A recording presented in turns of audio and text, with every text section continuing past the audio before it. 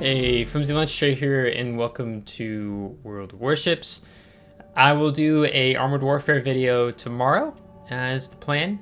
But this is something that just dropped in World Warships, I guess Saturday. I saw the article on Sunday. And that is the join our test of new aircraft carrier and AA mechanics. So Wargaming is in the midst of reworking aircraft carriers yet again and how they interact within the game. The last time they had a major overhaul was back in the fall of 2019. We went from the RTS, real-time strategy, CV playstyle where you were playing over the whole map to what we have today.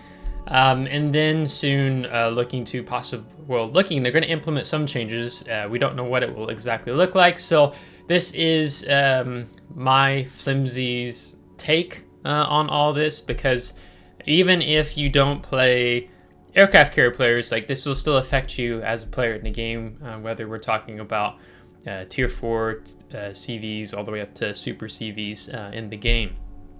So if you play tier 2, you're fine. Okay, this won't apply to you, right? But alas, let's go ahead and get into it. So they just kind of start off with this disclaimer that the information in the following article is tentative and reflects the state of game development at the time of its publication. Some changes and new features may be removed entirely or implemented differently. Screenshots, specific values of certain characteristics, and details of in-game mechanics won't necessarily be relevant after testing. So this doesn't mean what they're showcasing is going to be exactly what goes into the game, but more often than not, if they're at this point, that means they have kind of fleshed it out, and maybe you at least see 70-80% perhaps what they're putting forward, or they could entirely scrap it depending on how the test goes.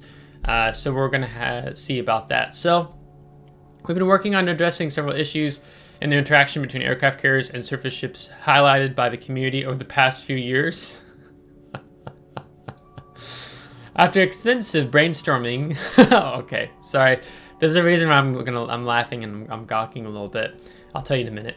After extensive brainstorming and initial testing, we're now ready to roll out a concept that we presented earlier for players to test and share their feedback with us.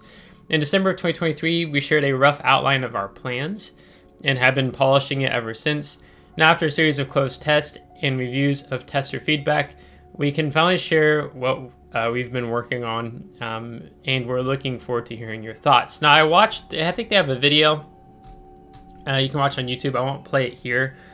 So I've saw the video, I've read this initial thing here, but, this is okay. This is something, they're saying, hey, the community over the last several years has been highlighting these, they won't even say, I guess they say issues in interactions between aircraft carriers and surface ships. So we've been saying this for years, right? Basically since 2019, for 5 years. And then Wargaming's like, we hear you. We're ready to help and step in. We see this as an issue in the game. Okay.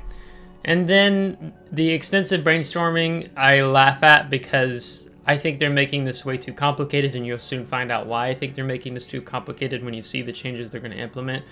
Where there is part of the community that we're just saying, just make CV spotting mini-map only. Like, that's literally the only change you'd have to do.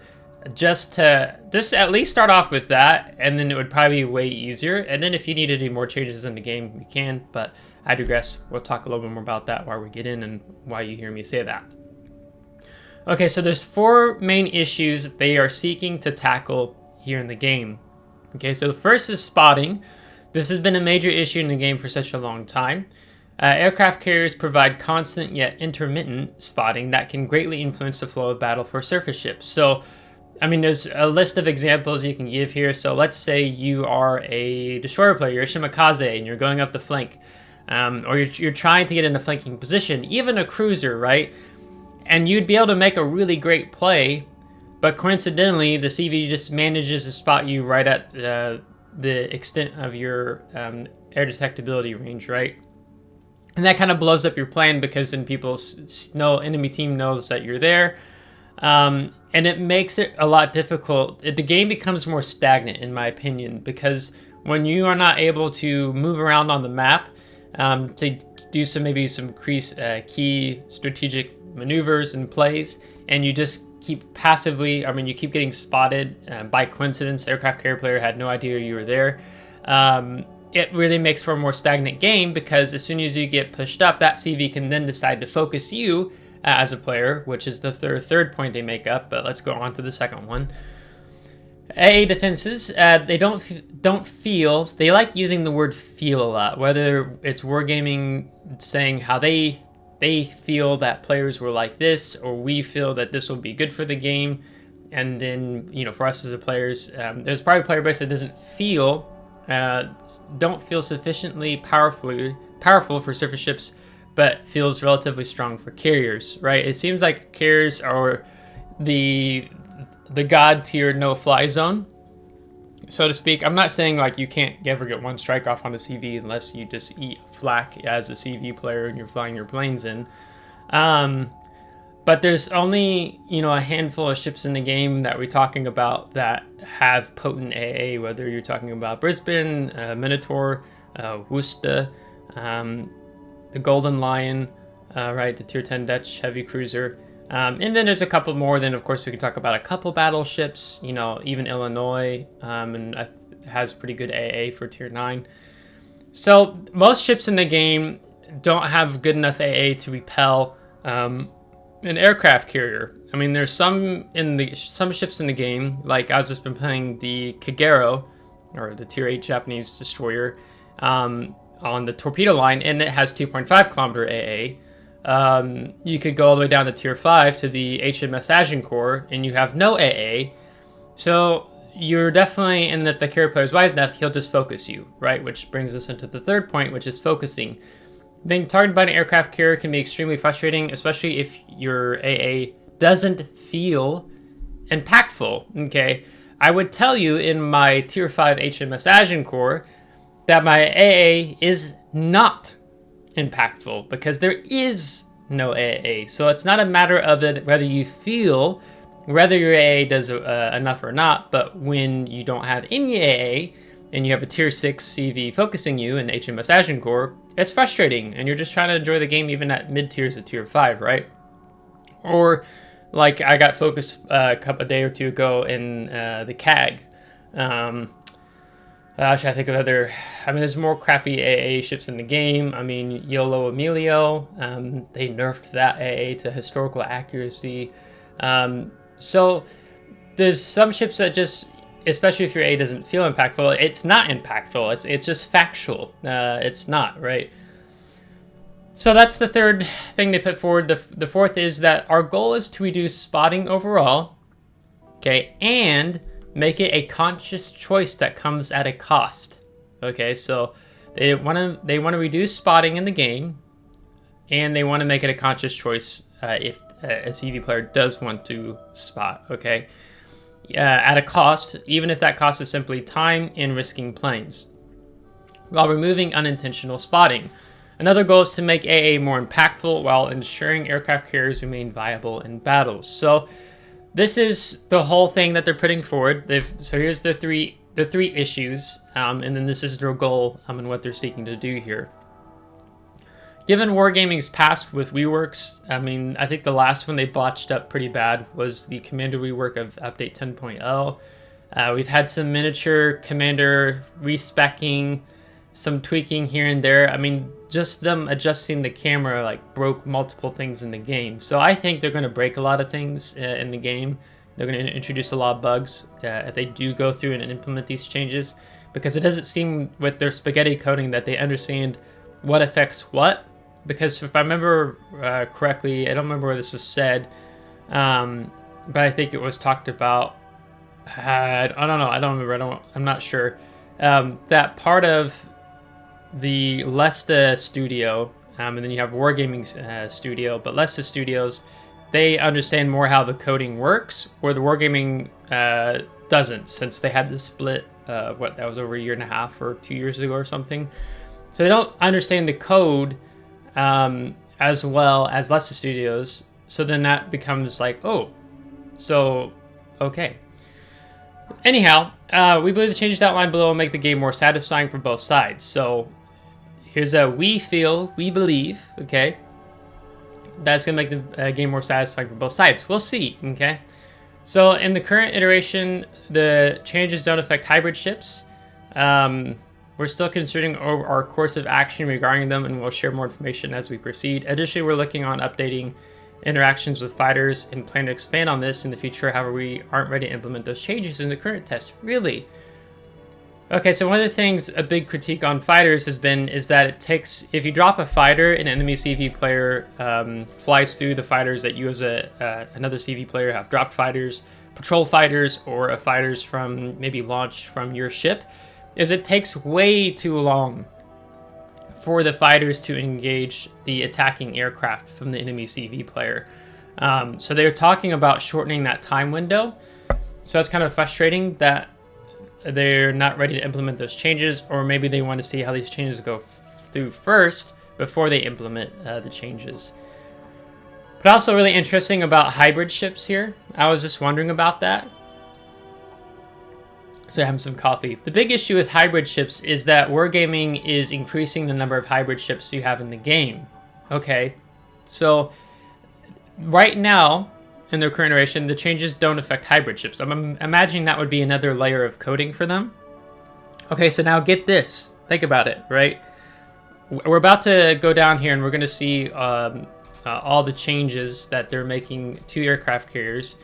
But you're going to have hybrid ships that will play the way the aircraft carrier players or aircraft CVs play now in the game. And then you're going to have another set of, like, you have two different worlds of planes in World of Warships. You have one that's the current style, being the what will be the hybrid ships essentially. And then you're going to have CVs changed into something completely else. All right, so then your interaction as a player is like, wait, why am I being spotted by these planes? Oh, it's from the Louisiana. Oh, it's from the Tone. So what I would do to combat a CV planes doesn't apply the same way here with the planes of the hybrid ships, right? So it makes the game more confusing, more complicated. So you'll understand why I'm pointing that out. So what they're doing, starting today, at least here with NA, is that they're doing a test where you have to go in, download and install a whole new game client. So if you want to do that, install an additional instance of the game. In the Wargaming client, navigate to the World Warships tab, open the game settings menu and select install additional game instance. Select the region in the upper left corner on the screen that appears, click the install button. Once you log into the test server, you receive the following ships. So they're going to give you just a handful of aircraft carriers, battleships, destroyers, and cruisers, no submarines. And then you'll test basically how these ships will interact with the current changes. So I don't know if I like this test in one sense, just because this is quite a lack of options. I mean, maybe they want to get their feet wet. Maybe they're going to do another test, right? There might be a second, a third test. But if it's a first test in a series of tests, then this is probably okay. I just kind of concerned because you have a lack of ships with specialized AA. I mean, I don't know if Zal has defensive AA. I know Worcester does. These three destroyers do not have defensive AA. These three battleships do not, unless you switch out something on Montana, but I'm pretty sure Montana doesn't. And then these CVs are your old classic CVs in the game. So it seems they're really starting with their roots, because you don't see FDR here, you don't see Malta, Nakimov, so on and so forth. So I'm guessing this is probably just their first series of tests. That's the assumption I'm going to go off of, because you would need a larger sample pool of ships to make the test more accurate. If you haven't registered for tests yet, don't worry, you still have a chance to participate. Click the button below if you'd like to give it a try. Please note that the client download will become available only on the 29th after 12 UTC. Registration ends July 28th. So you can't, now you're not able to, so registration ends. So like I wasn't planning to, because They're gonna probably change a few things, and I'm just not about that. So it's just like with submarines, I was really on par with submarines in testing them when they came into the game. That the whole player base could test. And then they kept changing submarines so much, it was like pounding a round peg into a square hole. And I just got so tired because they kept changing things constantly. There was like 4 or 5, 6 things I felt like they changed with submarines. Some were big, some were minor tweaks. And it just made it annoying to try to keep up with all the changes. So then I just gave up. So this doesn't really intrigue me to try out now with CVs. So there'll be other content creators that will cover that. So I'm sure I think Flamu, I'm sure some of your World of Warship community contributors and others will be checking this out. So there's some rewards. I'm not going to go into that. Let's just get into the changes to the aircraft carriers, okay? So the general flow of the battle for aircraft carriers has changed. Currently, carriers operate in one state that has the same rules for spotting and attacking, attacking, etc. However, in this iteration, similarly to the concept we introduced initially, planes will operate at either a low or high altitudes. So there's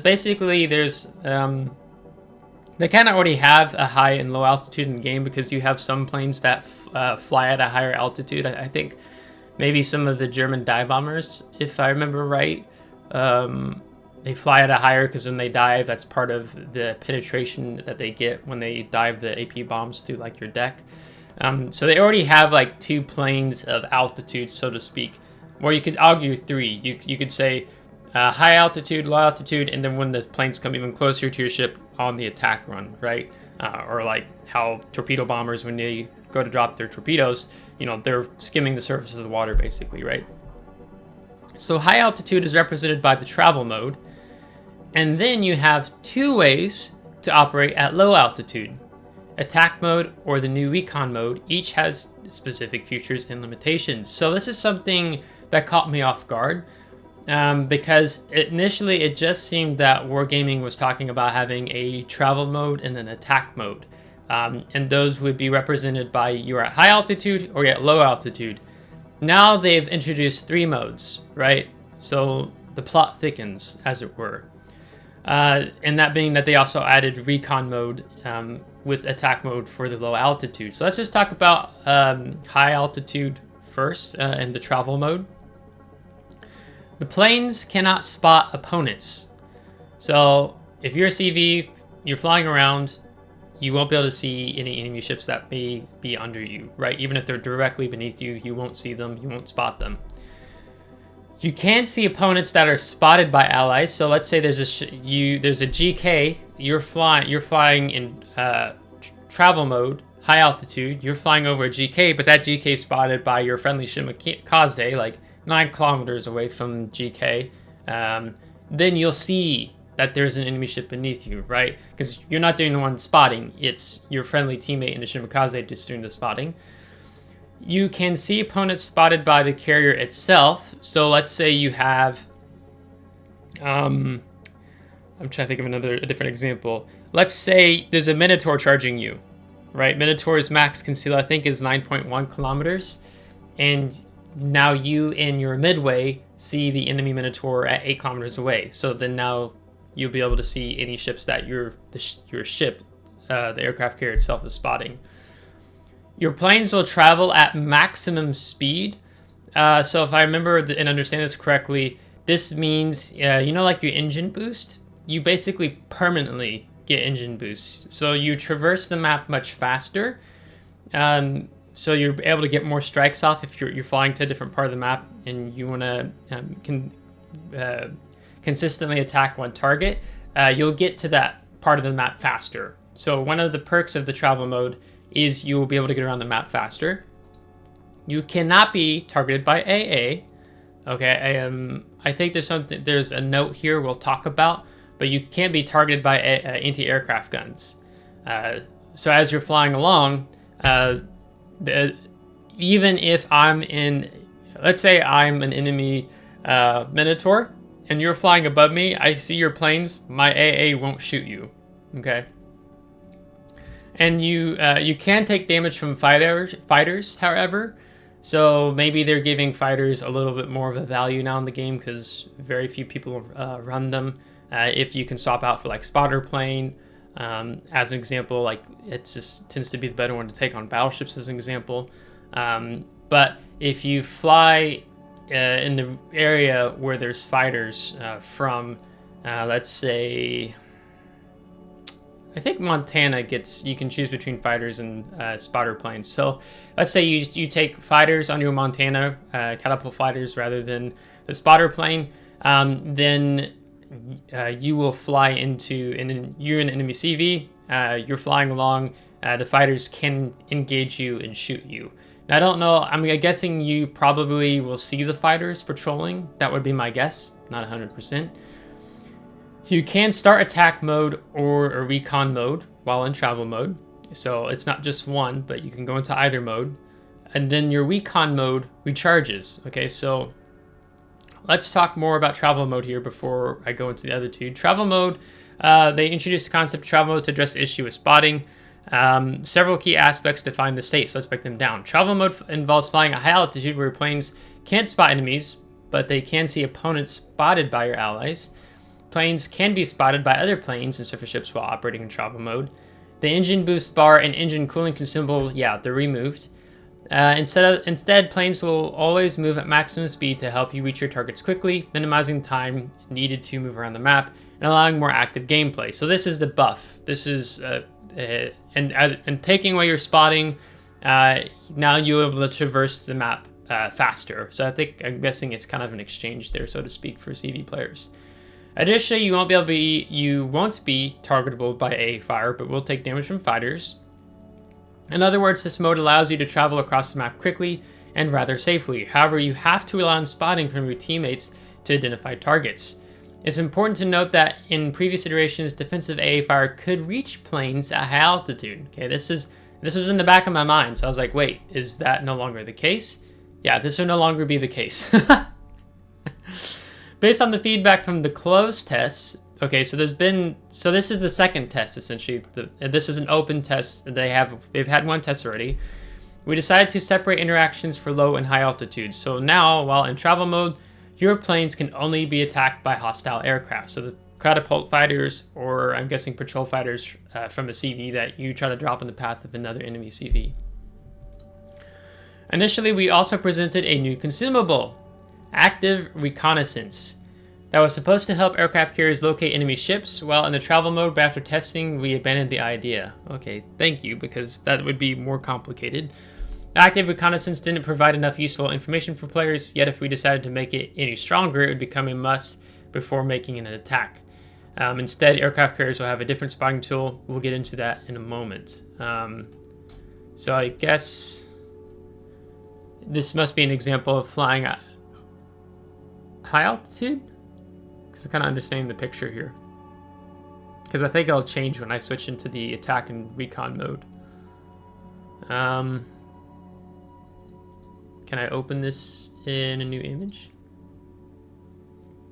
I'm kind of curious to see what this is. Q. That must be the recon mode. Okay.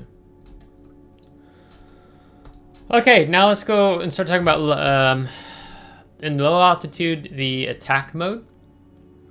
So in attack mode, planes can spot opponents. Planes travel at cruising speed, so not maximum speed. Can be targeted by both AA and fighters, so anti-aircraft. So now that they've entered attack mode, your AA from Montana, as the planes fly over you, they'll now engage. Planes take reduced damage during the first seconds of descent. So I'm guessing this is attack mode. Planes take reduced damage during the first seconds of descent. Is this the first seconds of descent coming when you're in attack? Oh yeah, so this is attack mode. I was just trying to think, are they saying like if when you come out of travel mode into attack mode, or this is as you descend for your attack? Planes take reduced damage during the first seconds of the descent. Once planes descend, the attack starts automatically.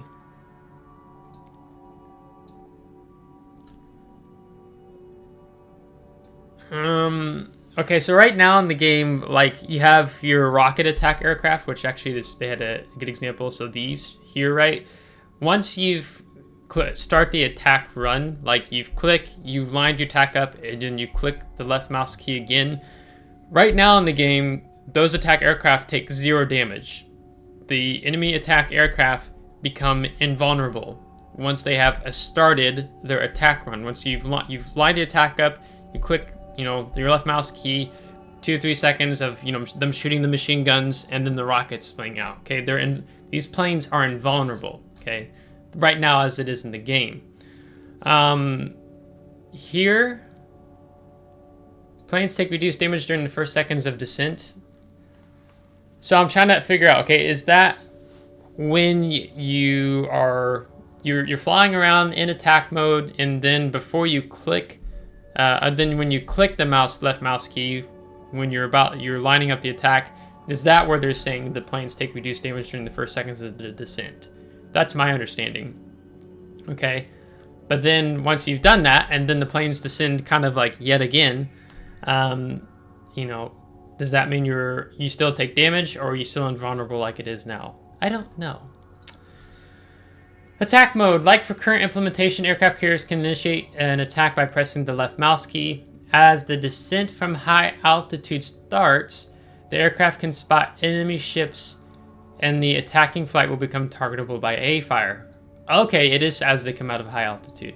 For the first few seconds, the planes take reduced damage from AA. The planes will travel at cruising speed, and you can slow down if necessary. Okay, so that's just vague there. As the descent from high altitude starts, the aircraft can spot. So as you transition out of your travel mode into your attack mode, then there's kind of you take a reduced amount of damage. Part of me says I guess that's fair. The other part is like, it feels fair, but at the same time, it's like, look, if you drop down on top of me and a Minotaur, or a Brisbane, you effed up. You came out of travel mode at a wrong time on the map, and now you're gonna get it, right? So now, granted, this is just for a few. It says first seconds. So is that 3 seconds? Is that 5 seconds? Is that 10 seconds? Don't know. This preparation time is required to prevent carriers from simply starting attack right above a ship and avoiding most of the AA. Planes will, however, not have reduced maneuverability during the attack preparation time compared to the current mechanic, which will make it a bit easier for the carrier to strike when there are no allies nearby to spot the target. Wait, so they buffed the maneuverability? Okay, planes will travel cruising speed. They can slow down if necessary. This preparation time is required to prevent carriers from simply starting an attack right above the ship, right? I know that was one of the concerns they had. They just that you wouldn't just initially launch an attack coming right out of travel mode into attack mode, and then your plane's in some way taking less damage, right? You'd be kind of like cheating the system, and you avoid most of the AA flak because you started the attack run right on top of the ship, basically. Planes will, however, not have reduced maneuverability, because once, like, when you're, like, let's say you're torpedo bombers, and then once you've started the attack run, then you're kind of, you're not as maneuverable, right? This is my understanding of what they're saying right now. They've reduced your maneuverability. Here they're saying, however, the planes will not have reduced maneuverability during the attack preparation time. So does this mean they can make even more easier 180-degree turns in attacking than what they already can? And so they're making it easier for the carrier to strike when there are no allies nearby to spot the target.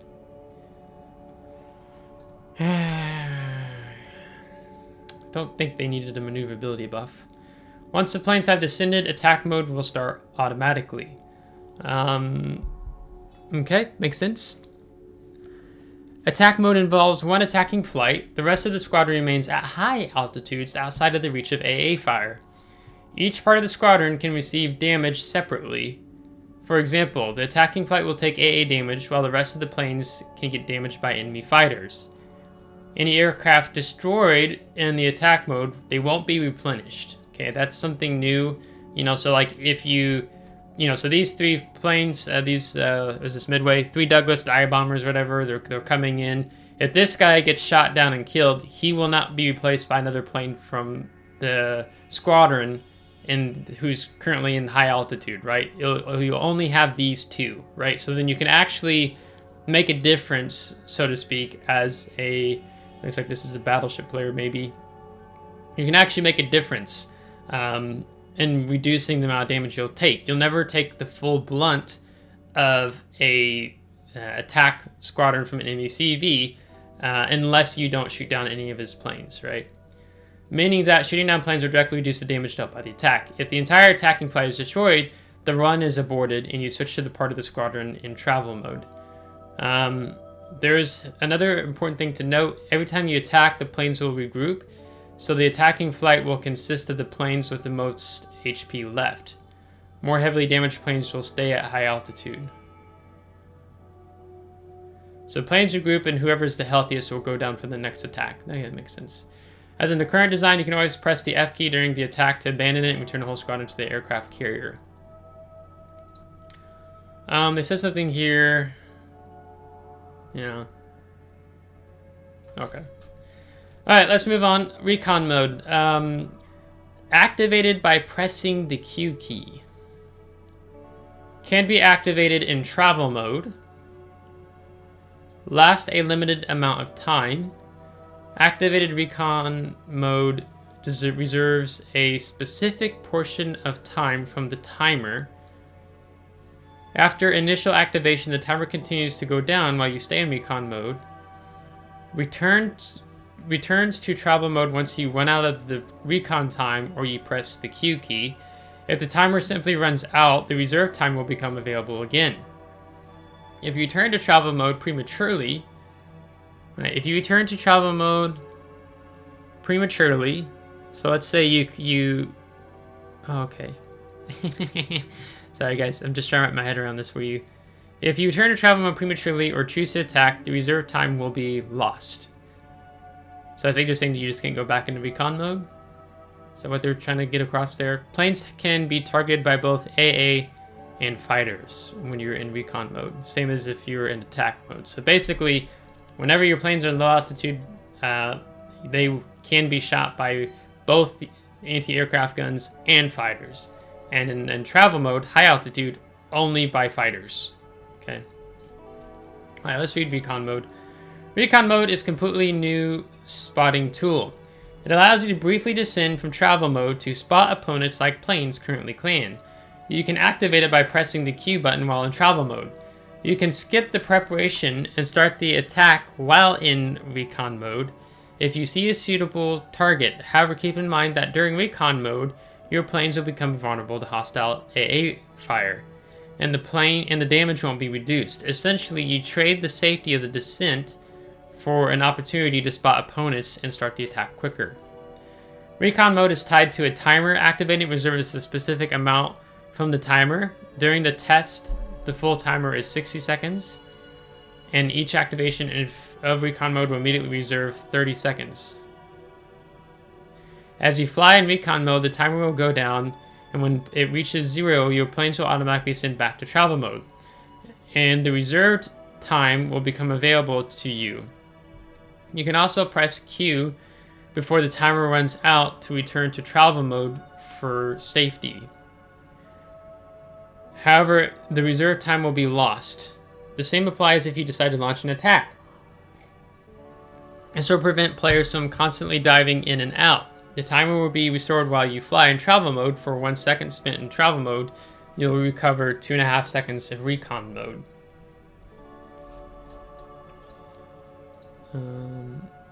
Can I open this up in a new screen?